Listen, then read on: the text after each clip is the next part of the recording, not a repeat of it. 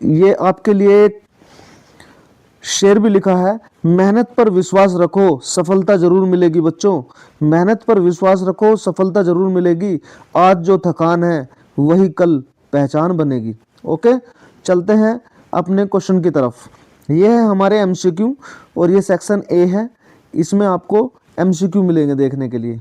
ठीक है, तो ये हमारा फर्स्ट क्वेश्चन है आपकी स्क्रीन पर जो कि सामने दिखाई दे रहा है। देखिए, ये है क्वेश्चन नंबर 1। क्वेश्चन नंबर 1 जो है हमारा क्या कहता है, क्वेश्चन 1 क्या कहता है, एक 10 ओम के प्रतिरोध में 2 एम्पीयर की धारा प्रवाहित हो रही है, विभवांतर ज्ञात करना है। एक current of 2 ampere flow through a resistor of 10 ohm, the potential difference across it is. Okay, तो यहाँ पे R इक्वल टू कितना दिया है 10 ओम और I इक्वल टू कितना दिया है हमें 2 एम्पियर। ओके, 2 एम्पियर दिया, पूछा क्या है V पूछा है। ओके, तो V इक्वल टू क्या होता है, ओम के नियम से V equal to I R होता है, I और R की मल्टीप्लाई कर दो, यानी कि I हमारा 2 है, R हमारा 10 है, तो कितना आया 20। और जो विभवांतर होता है पोटेंशियल होता है उसकी यूनिट क्या होती है वोल्ट, तो 20 वोल्ट। ओके, तो ऑप्शन नंबर सी इसका बिल्कुल करेक्ट आंसर है। क्वेश्चन नंबर 2, तो जो क्वेश्चन नंबर 2 है,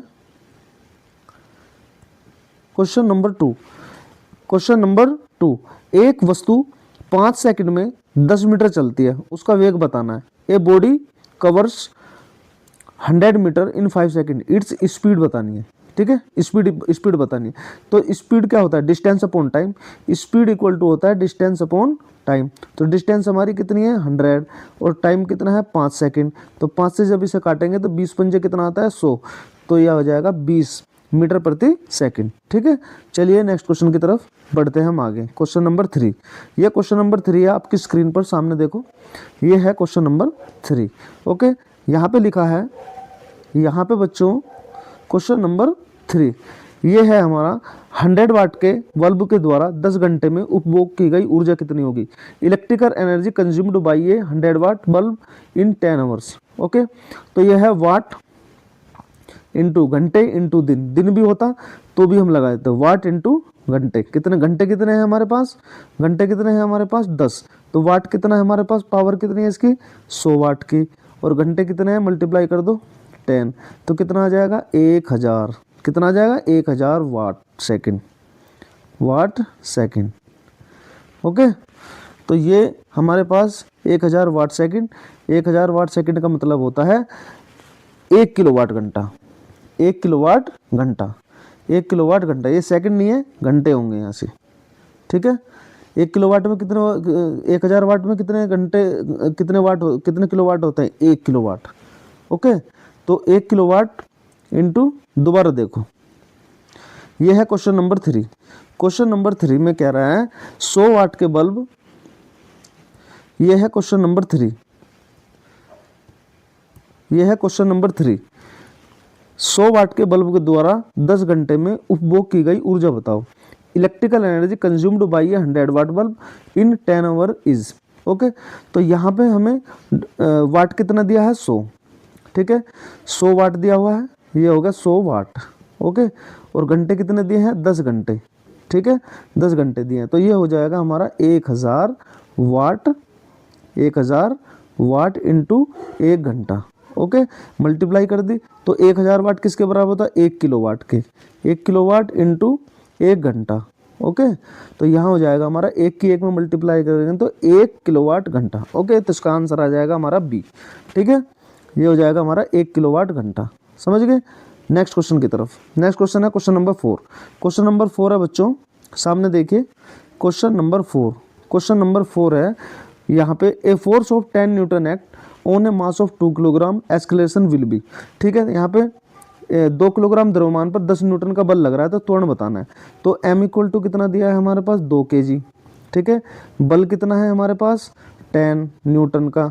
ठीक है, हमसे क्या पूछा है g पूछा है। ठीक है, तो F इक्वल टू होता है बच्चों mg, ये ध्यान रखना है, F इक्वल टू mg होता है। तो F की वैल्यू कितनी है 10। ठीक है, m की वैल्यू है 2 और g में इसकी मल्टीप्लाई हो गई यहाँ पे।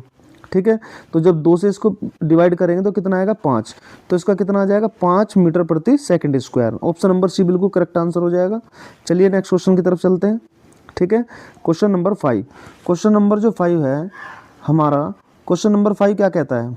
क्वेश्चन नंबर 5 कह रहा है कि तार का प्रतिरोध बढ़ेगा कब? ये the resistance of a wire increase if, किसी भी वायर का रेजिस्टेंस कब बढ़ेगा? जब उसके टेम्परेचर को बढ़ा देंगे, जब उसके टेम्परेचर को बढ़ा देंगे।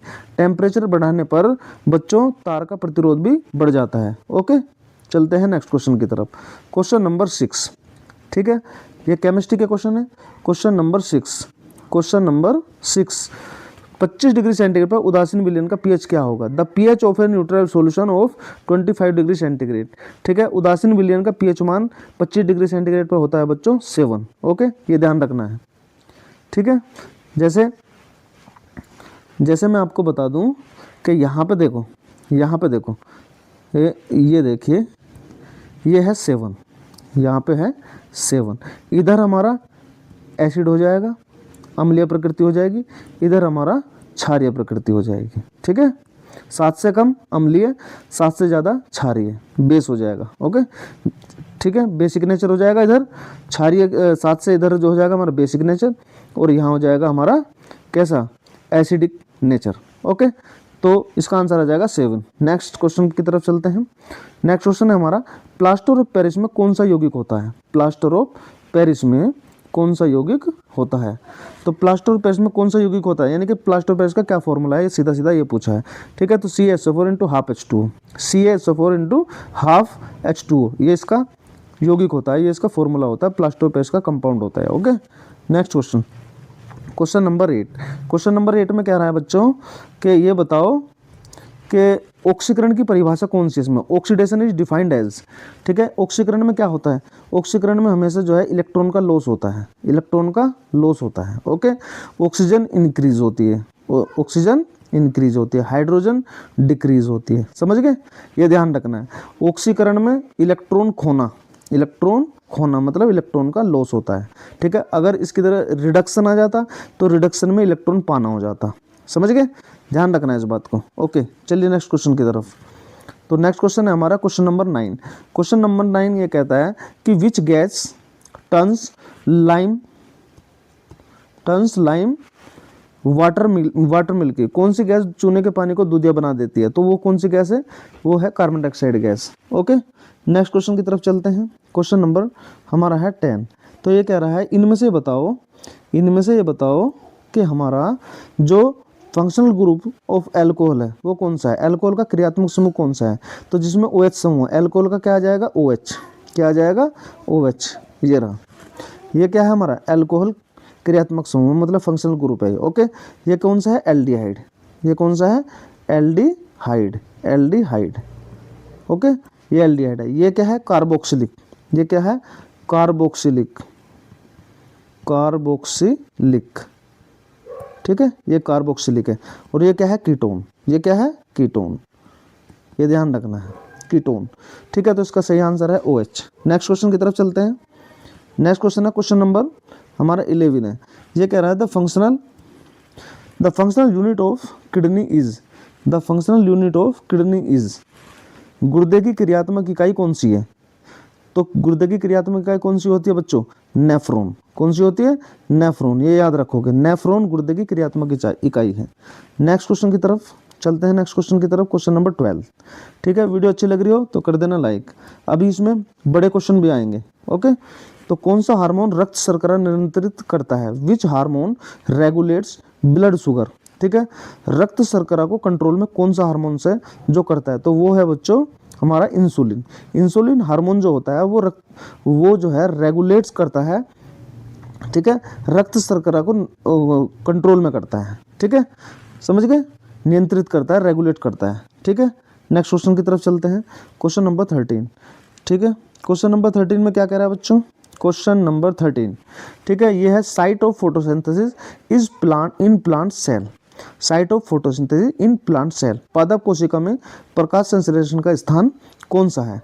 तो आपको बताना है कौन सा है। यहाँ पे माइटोकॉन्ड्रिया है, राइबोसोम है, क्लोरोप्लास्ट है या फिर न्यूक्लियस है?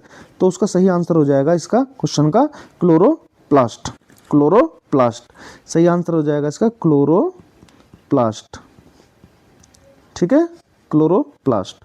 नेक्स्ट क्वेश्चन, नेक्स्ट क्वेश्चन है 14, क्वेश्चन है हमारा question number 14। Question number 14,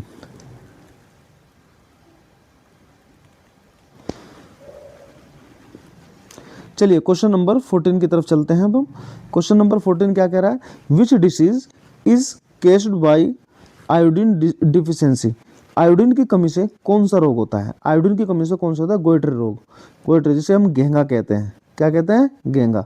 iodine की कमी से कौन सा रोग होता है, घेंगा रोग होता है। चलिए नेक्स्ट क्वेश्चन की तरफ चलते हैं। नेक्स्ट क्वेश्चन है हमारा 15 क्वेश्चन है। 15 क्वेश्चन आपकी स्क्रीन पर ये रहा, ठीक है। डीएनए कहाँ पाया जाता है, डीएनए कहाँ पे, क्लोरोप्लाज्म में पाया जाता है, केवल न्यूक्लियस में पाया जाता है, ठीक है। न्यूक्लियस और माइटोकॉन्ड्रिया दोनों में पाया जाता है, या फिर राइबोसोम में पाया जाता है। तो डीएनए कहाँ पाया जाता है, न्यूक्लियस और माइटोकॉन्ड्रिया दोनों में पाया जाता है, ठीक है, ये दोनों में पाया जाता है, ठीक है, सही है। तो ये थे हमारे, ठीक है, 15 क्वेश्चन थे ये हमारे, ये 15 क्वेश्चन है हमारे, ये एमसीक्यू टाइप, ओके। इनको एक बार रिवाइज करके देख लेना, ठीक है। चलते हैं हम अपने लॉन्ग क्वेश्चन की तरफ। देखो सेक्शन बी है, पार्ट 2 में परिभाषा है और विस्तृत क्वेश्चन है, समीकरण भी है और उनके फिगर भी है। तो देखिए यहाँ पे प्रकाश संश्लेषण फोटोसिंथेसिस है क्या, फोटोसिंथेसिस की प्रक्रिया किसे कहते हैं, पहले ध्यान से देखो हिंदी में, फिर उसका इंग्लिश ट्रांसलेट भी है, ठीक है। वह प्रोसीजर जिसमें जो ग्रीन प्लांट्स होते हैं, हरे पौधे हैं, सूर्य के प्रकाश की उपस्थिति में, ठीक है, सूर्य के प्रकाश की उपस्थिति में कार्बन डाइऑक्साइड और जल से भोजन बनाते हैं और ऑक्सीजन उत्सर्जित करते हैं, ठीक है। क्या है इसमें, जो हरे पौधे होते हैं, जो ग्रीन प्लांट्स होते हैं, वो सूर्य के प्रकाश की उपस्थिति में कार्बन डाइऑक्साइड और जल की सहायता से क्या करते हैं, भोजन का निर्माण करते हैं। किसका, भोजन का निर्माण, इनके ग्लूकोज बनाते हैं, और साथ ही साथ उत्सर्जित होती है कौन सी गैस, ऑक्सीजन गैस, ठीक है, ऑक्सीजन को रिलीज करते हैं। डेफिनेशन इंग्लिश में देख लो, the process by which green plants prepare their own food using sunlight, carbon dioxide and water, ठीक है। इंग्लिश वाले इंग्लिश में देख सकते हैं, हिंदी वाले हिंदी में देख सकते हैं, ओके। नेक्स्ट देखिए, इसके केमिकल इक्वेशन देखो, इसकी केमिकल इक्वेशन में देखो क्या है। केमिकल इक्वेशन में ये बता रहा है कि भाई हमारा कार्बन डाइऑक्साइड और जल मिलेंगे दोनों आपस में, ठीक है, आपस में मिलकर क्या करेंगे, ग्लूकोज बनाएंगे, और साथ ही साथ क्या निकलेगा, ऑक्सीजन रिलीज होगी। ये सारी क्रिया किसकी उपस्थिति में होती है, सनलाइट और क्लोरोफिल की उपस्थिति में, ठीक है। ध्यान रखना है इसको, ये मोस्ट इंपोर्टेंट रिएक्शन है फोटोसिंथेसिस की, ठीक है। जैसे यहाँ पे आगे भी दिखाया गया है, देखो कार्बन डाइऑक्साइड, सनलाइट है, ये सनलाइट, कार्बन डाइऑक्साइड, और हरे पौधे जो है कार्बन डाइऑक्साइड और जल की सहायता से, ठीक है, सूर्य के प्रकाश में हरे पौधे क्या करते हैं, ग्लूकोज बनाते हैं, और साथ ही साथ ऑक्सीजन रिलीज होती है, ठीक है। नेक्स्ट क्वेश्चन की तरफ चलते हैं। इसके बाद नेक्स्ट क्वेश्चन है पारिस्थितिकी तंत्र, ठीक है। इकोसिस्टम क्या है, इकोसिस्टम क्या है, इकोसिस्टम क्या है, इकोसिस्टम क्या है, ठीक है। पारिस्थितिकी तंत्र इंपॉर्टेंट क्वेश्चन है, ठीक है।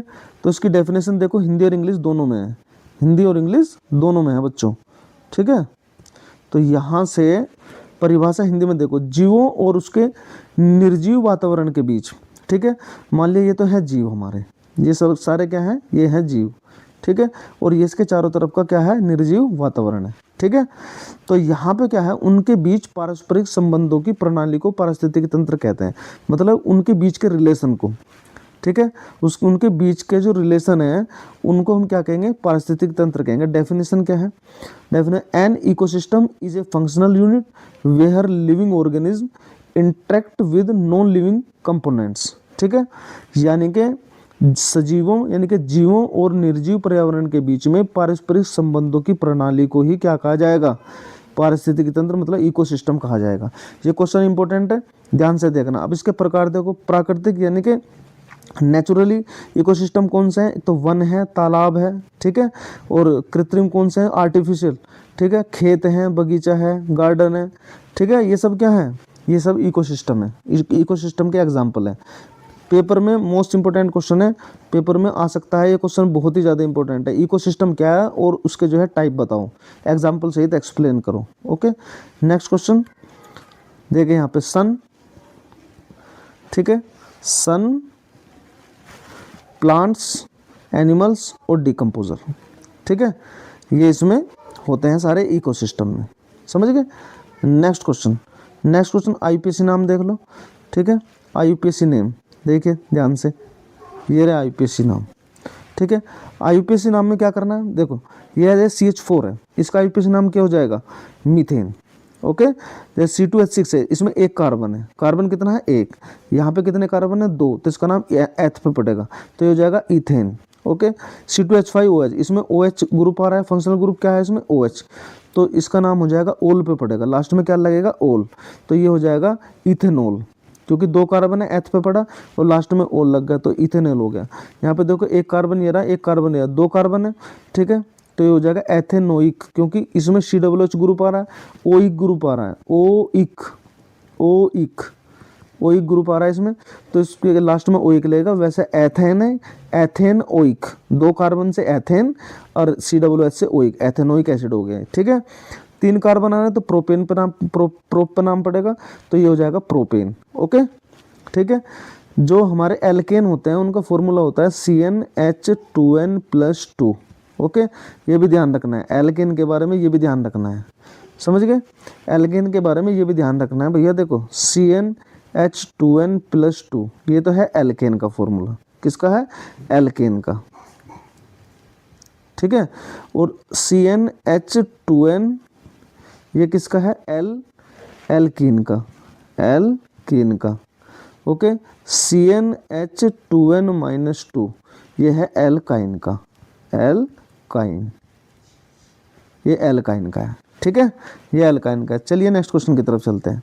नेक्स्ट क्वेश्चन है हमारा, इक्वेशन को बैलेंस करना है, इसको इक्वेशन को बैलेंस करना है। जैसे हमें ये इक्वेशन दे दी, एक इक्वेशन बैलेंस करने का क्वेश्चन जरूर आएगा।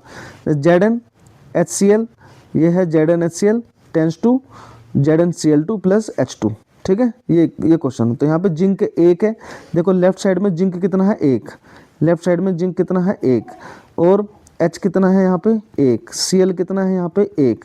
अब हम राइट साइड की बात करते हैं, राइट साइड में जिंक कितना है हमारा, एक, ठीक है, Cl कितने हैं यहाँ पे, दो, ठीक है, और हाइड्रोजन कितने हैं यहाँ पे, दो।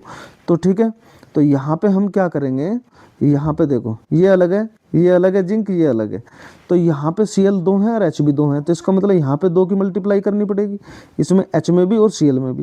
तो यहाँ पे लेफ्ट साइड में HCl में बस दो की मल्टीप्लाई कर देंगे, तो ये हो जाएगी हमारी बैलेंस इक्वेशन। कैसी इक्वेशन, बैलेंस इक्वेशन हो जाएगी, ठीक है। तो ये समझ में आया। पहले लेफ्ट साइड का देखना है, यहाँ पे जितने एटम इधर हैं लेफ्ट साइड में उतने ही एटम जो है राइट साइड में होने चाहिए, ठीक है। तो यहाँ पे Cl दो हैं, तो जब यहाँ Cl दो हैं, चलो दोबारा समझाता हूँ शॉर्टकट में। देखो यहाँ पे Cl एक है, ठीक है, यहाँ पे Cl है दो, इसका मतलब हमें इसमें जो है दो की मल्टीप्लाई करनी पड़ेगी यहाँ। फिर जब दो की यहाँ मल्टीप्लाई कर देंगे तो यहाँ भी Cl दो हो गए, हाइड्रोजन यहाँ दो है तो यहाँ भी हाइड्रोजन दो हो गए, दो की मल्टीप्लाई करते तो इक्वेशन होगी हमारी बैलेंस, ठीक है। नेक्स्ट क्वेश्चन की तरफ चलते हैं। इक्वेशन बैलेंस के क्वेश्चन जरूर आएंगे। नेक्स्ट क्वेश्चन है संचारण। संचारण किसे कहते हैं, जो हमारा संचारण होता है वो है क्या, परिभाषा देखो, कोरिजन। कोरिजन क्या होता है, नमी और वायु और नमी के प्रभाव से धातुओं का धीरे धीरे नष्ट होना क्या कहलाता है, संचारण कहलाता है। देखिए जब नमी के दिनों में जैसे मान लो कोई लोहे का सामान बाहर रह जाता है तो उस पर क्या लग जाता है, जर लग जाता है, ठीक है, तो उसमें मतलब कमी आने लगती है, लोहा जो है धीरे धीरे खराब होने लगता है, उसी को क्या कहा जाता है, कोरिजन, संचारण कहा जाता है। या कॉपर पर हरे रंग की परत जम जाती है, ग्रीन कलर की परत जम जाती है, एक लेयर आ जाती है, उस पर ग्रीन कलर की लेयर आ जाती है, ठीक है, तो वो भी क्या है हमारा कोरोजन का एक एग्जांपल है, ठीक है। तो यहाँ पे डेफिनेशन इंग्लिश में देख लो, slow destruction of metals due to air and moisture, ठीक है, वायु और नमी आदि के प्रभाव से धातु का धीरे धीरे नष्ट हो जाना क्या कहलाता है, संचारण कहलाता है। चलिए नेक्स्ट क्वेश्चन की तरफ चलते हैं।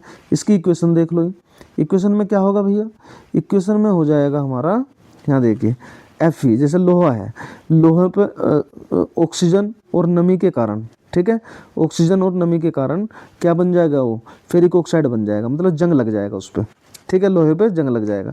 तो ये है संचारण का एक उदाहरण, ठीक है। नेक्स्ट क्वेश्चन की तरफ चलते हैं हम। ये है हमारा मिक्सचर। मिश्रण क्या होता है, दो से अधिक पदार्थों का मेल क्या कहलाता है, जिसमें वे अपने दो या दो से अधिक पदार्थों के मेल को क्या कहा जाएगा, मिश्रण कहा जाएगा, लेकिन जिसमें वे अपने गुण बनाए रखें।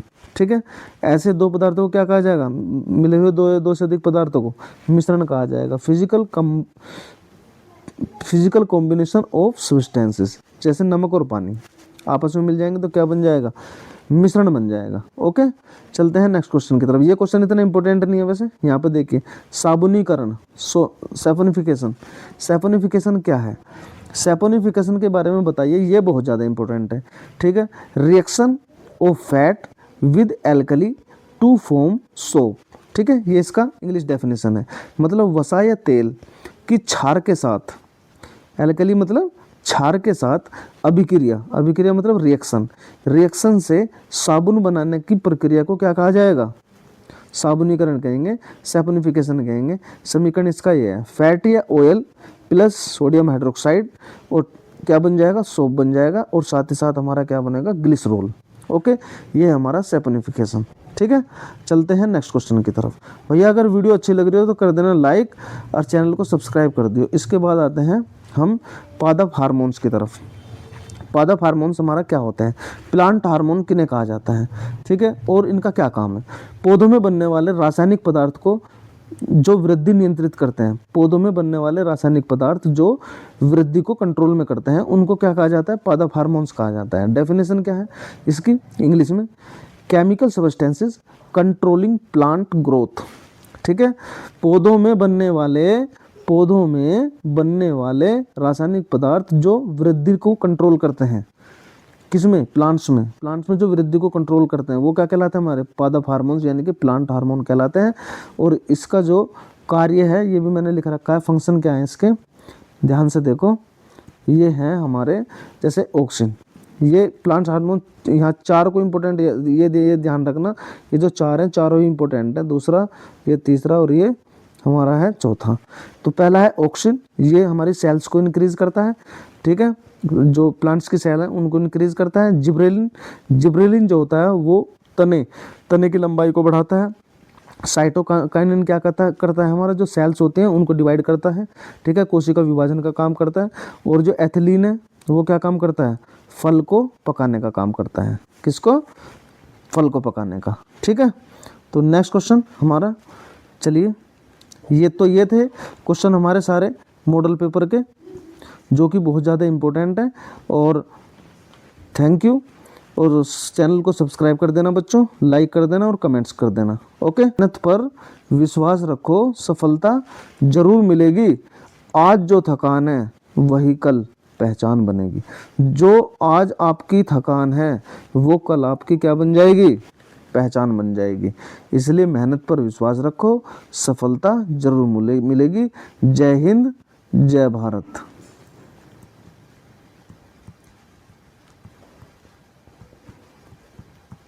Sonu sir, PCM classes.